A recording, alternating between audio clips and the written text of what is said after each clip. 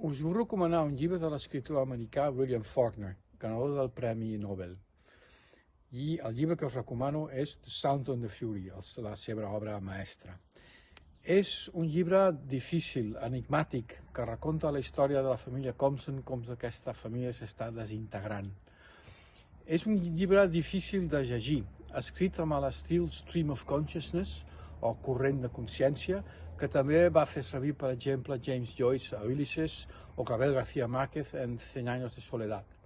Però Faulkner porta aquest estil a un altre nivell, sobretot en el primer capítol, on explica la història des del punt de vista d'un jove amb el síndrome de Down.